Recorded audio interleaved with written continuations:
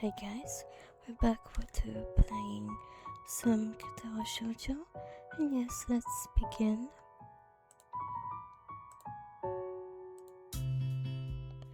Eventually, I hear a tapping noise outside in the hallway. A Lily's tall figure appears in the doorway. She's not in this class, so she must have some other business. Maybe she's looking for Hanako. Lily stops at the door, looking hesitant as if she was a vampire who can't come unless invited. I consider doing so because she looks rather lonesome, standing there. She steps in on her own accord though, after straightening her skirt and shirt collar, as if it was of importance to look prim when entering the classroom. Excuse me? She calls into the quiet classroom with probing, delicate voice. I realize the silence might unnerve her because of her blindness, so I break it. Good morning, Lily. Isao? Good morning. Didn't hear you come in. I wonder if she thinks it's suspicious I didn't say anything to her before. It's likely. If I were to tell too big a lie now, it would sink me. Well, I was already here, just asleep until now. Oh, have you seen Hanako today, by any chance? No, she seems to come in only before the bell ring. Or after that. Do you want me to tell her something for you? No, it's fine. It's strange, but I think we're the only people in the school right now. I didn't hear anyone else on my way here. I shouldn't have gotten up so early today, I guess. You're chastising yourself for doing something that other people should? Punctuality is a good thing. I think so anyway. It's a very busy morning today. The festival is coming up soon, and today is the deadline for event registration, budget reports, and any other official paperwork. It could be that everyone is trying to complete the necessary forms at the last minute. Maybe that is why it's so quiet today. Hi. Misha pops into the room with Shizune as if on cue, shouting with a loudness that makes Lily visibly flinch. Hi, Hichan. Hi. Look, it's the class representative. Hello. Lily smiles, probably amused by Misha's or Shizune's use of the word Luke. Good morning. Of course you're not the representative of this class, right? I'm not. Lily seems a little more guarded in her answers to Shizune than she was with me the other day. I guess they don't really get along at all. Then I realized that Lily might actually not know Shizune is present and is trying to detect whether or not she is, to know who she's talking to. For all she knows, she's talking to Misha, but knowing that she and Shizune are practically inseparable, she might expect Shizune being the one that actually talks. Damn, how complicated. I decide to help Lily out, for my own peace of mind more than anything else. You're here early, Shizune. You were here even earlier than us. Misha puffs out her cheeks angrily. Why is she getting angry? Does she feel emotions on Shizune's behalf too? It's not that weird though, that Shizune didn't like my little comment. It's true, I was here earlier than them. So me saying something like that could definitely be misinterpreted as anything. Especially to see Shizune, who doesn't have the benefit of hearing tone to gauge intent. Before I can start weighing whether or not I should apologize, Shizune has already moved on. Class rep, it's a good thing you're here. We have to talk.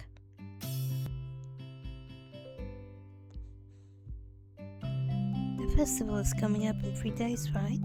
Every other class has already handed in their projected budget reports for the events, even the first years, except you.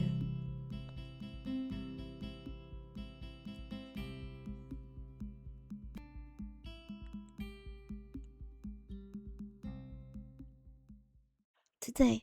The deadline is today. You're certainly taking your time, aren't you? If I had it my way, I'd have all of the necessary paperwork days ago, but someone had to say the deadline. Please extend it. Yes, it was me. Putting something on this scale is not a small task, and a week is too small a time frame to expect a whole class to work out such a complex issue completely. Do you want to know what's harder than disturbing the funds for one class event? Handing the same matter for every class in the school and then some. The one who does that is me. Misha puts her hands on her hips and stands up straight. Oh, she really is getting into the role. Lily doesn't look like she's very amused though. Hey, Shizune, aren't you being a little too hard on her? There's whole day left. Please, Isao, it's alright. Lily seems happy I'm taking her side, but a bit conflicted that I might not think she can take care of herself. If this is about the budget, then I'm disappointed if you think I have forgotten about it. I understand how important it is. Then, can I have it, please? Shizune, she might not have it on her at this exact second. It's not here right now. Ask the students to take care of it for me. Students from my class. She emphasizes the last sentence much to my surprise. She knows about Shizune Misha's effort to rob me into the student council. I guess word must have gotten around, so now she's using me as ammo against Shizune. This just gets better and better. Hmm? It was your responsibility. A budget report isn't something you should just be delegating away. As class rep, it's your job to be on top of things. This kind of disregard for proper procedure is really just terrible. They completed it, being capable of doing so. But the students have been sick recently, so they could not come to school and give it back to me. If you want, I will apologize on their behalf for getting sick. Okay. Although Misha misses Lily's little jab entirely, Sydney doesn't, and she seems torn between being offended by Lily staring and jumping for joy at the prospect of a challenge. Lily, don't they live here at school? That's a 5 minute walk, you know. What could they possibly have that prevents them from taking 5 minutes out of the busy life? To drop off something that will affect the enjoyment of the entire class? Lily opens her mouth to say something, but Shizune closes the gap between them and starts sighing furiously, waving her hands around like an orchestra conductor. Misha tries her best to convey the same passion, but can't seem to lose her normal, cheerful tone. The result is interesting and somewhat surreal. And what's with that attitude? I said that it's not something you should be delegating away. Are you the class representative or aren't you? Tell me the name of those students. They should have your job if you can't even handle something this simple yourself. One form isn't the full extent of what I'm supposed to take care of.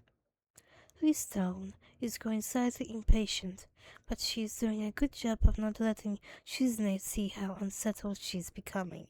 She's playing her cards close to her chest. Shizune, on the other hand, rubs her fingers cheerfully along the edge of her glasses, knowing Lily can neither hear nor see how excited she is. Of course, you do so much, class rep. It must be so difficult being you. Lily tightens her lips at Misha's words, clearly understanding the intent behind them, even though Misha delivers them without even a hint of the sarcasm which they were meant to have. Shizune and Lily don't like each other, that much is clear, but this seems a little much. It seems like Lily has had enough and is ready to push back.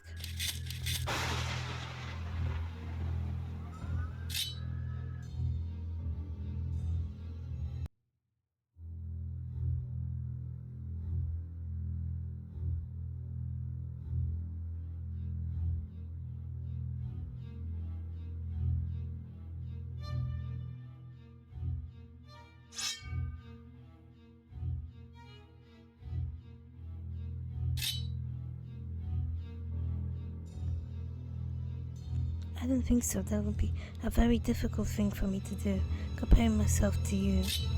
You're right. The difference between us is like heaven and hell. And it's not that hard to guess which one you might represent. The air between them ripples with the heat of their enmity. Well, not really. They can't disguise it anymore, though. Even Misha looks like she's beginning to understand the real nature of this conversation.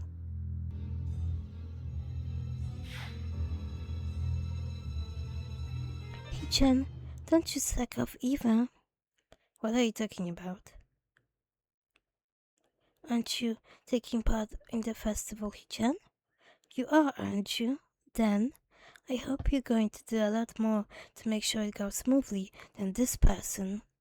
I don't understand why she's suddenly getting mad at me. Hey, come on, cut me and Lily some slack. I'm the new guy, remember? It's not like I could have done much, even if I wanted. That's right, you shouldn't expect a transfer student to jump right into it on his first week. Lily taking my side feels oddly comforting, so I decide to back her up too. Yeah, you're being unreasonable with us both. Excuses. Miss Class Rep has had plenty of time to deal with her report. We repeatedly offered you a position to help with the student council work, but you refused to commit yourself to making the festival a success. Yeah, but as I said back then, I'm not sure if I have time for this right now. No matter what I do, it will mean being drawn into a confrontation with Shizune, and that is what she wants. Whatever, forget it. I turned my back at them. Lily, class is going to be starting soon, so you can talk more later. I'll tell Hanako you were looking for her. I can feel Shizune freezing. Maybe this is the first time she has ever been ignored in such a blunt manner. Thank you, Hisao. I'll leave now, then. She gives me the sweetest smile I've seen all week, and turns her heels to make her exit. As soon as Lily walks out of the door, I suddenly start feeling reluctant about turning to face Shizune. I can feel her eyes burning into my back, and can't help bring myself to look at her. She must be furious. I keep expecting Misha to say something to alleviate the tension, but it really is wanting too much. In the end, I go back to my seat and listen to the sound of Shizune's footsteps as she marches out of the room. She doesn't return until a few minutes before class. Hanako doesn't come to the morning class at all, leaving her seat looking empty and lonely in the back of the classroom. I have to tell her that Lily was looking for her if I see her later. After the events of the morning, class is pretty boring in comparison. I turn the pages of my textbook lazily. I have a bit of catching up to do, despite trying to keep up with my studies at the hospital, but I'm not feeling that enthusiastic about it. The clock at the front of the room sounds unbearably loud. The teacher hasn't said anything in over 7 minutes, except opting to cover the board in rows and rows of equations taken directly from the book. The rhythmic clashing of chalk on blackboard seems to synchronize perfectly with the ticking of the clock. I start to copy down the equations just to pass the time, even though they are right there in the textbook. When the bell rings, I'm not in a hurry because I have nothing to do, so I stay for a while, reviewing what we covered in class today. I prefer to leave last anyway, so I don't have to deal with crowding in the hallways. Another Shizune and Misha will also stay behind, talking to someone from another class. Shizune is sighing so fast that her hands make noises like swords cutting through the air. Maybe there is pent-up anger in there. Misha is trying desperately to keep up, but it's clear she can barely manage to even understand her. Put my head down. Whatever they're discussing, it looks like serious business. Shizune sighs to the point where her wrists crackle and Misha struggles to spit it out in word form. Sometimes she trips over herself like she's dealing with tongue twisters. Then on top of that she has to stand back and hear the other girl says. Seems like a rough job. Misha looks tired, like she's about to faint. Luckily for her, the business is soon finished. The girls sit down on the seats again. I'm so tired.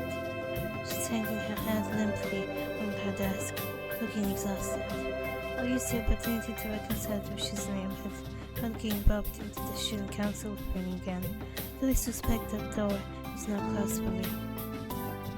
Festival preparations must be tough for you. Indeed, the people in the school seem to be taking the festival very seriously. Whenever I see people idling around before and after classes, they're always talking about their plans for it. It's kind of neat to see everyone being so enthusiastic about it. Probably the only one who doesn't have something to do. Shizune cups at me first, as if trying to decide whether to ignore or sneer at me. In the end, she says sighing, without doing either. Misha backs up, looking at her hands with cycling progress eyes. She sighs with harsh, heavy, dramatic shrugs. Misha translates her sighing to speech for me. She does so well, it's almost like Shizune is actually speaking, transmitting her thoughts directly from Misha. She must have practiced it vigorously. Well, of course, we're in the student council, so we're pretty busy. It's an important duty of ours to ensure the success of the festival with all our strength. We would shame ourselves in front of the past student council generations if the festival were to fail. That's why there must be no flaws, when there was encumbrances, nothing that might make the festival short of perfect. Shizune's passionate speech and Misha's enacting are oddly fitting of them. Oh, hello. I look over my shoulder and see Hanako peering timidly into the classroom, most of her body hidden behind the door. Hey, playing delinquent again? Hanako blushes hard at Misha's straightforward jab, even if it was only in jest. Shizune stares at her problem probingly, causing Hanako to look down and start backing away to the point where only her fingers can be seen wrapped around at the edge of the door. Maybe she is showing her dislike of Hanako by association of her dislike of Lilly. It appears so, and Hanako probably knows it as well. What is it, Hanako? Has Lilly been here? Sorry, I haven't seen Sato. She came by in the morning though. Hanako keeps looking uneasily at Shizune, who stares back at her with her usual studying gaze.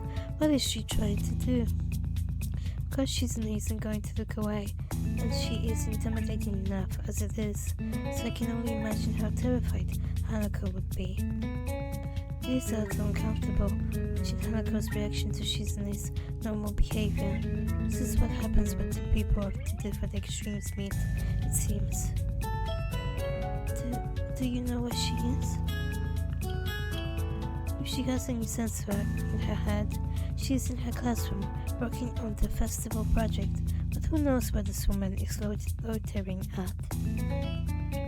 You need to find her. She was looking for you in the morning, but I guess you two have missed each other. She waits a little about answering the simple question, she looking awfully like she's not sure if it's proper to answer such a question. Yeah, I can come with you, if it's okay. Hanako nods fractionally, still on guard, her shoulders stiff like wood. I get the feeling that she might be more comfortable by herself after all, but it's too late to back off now. She has this really troubled expression. She seems to wear almost constantly, one that makes me constantly be on guard myself.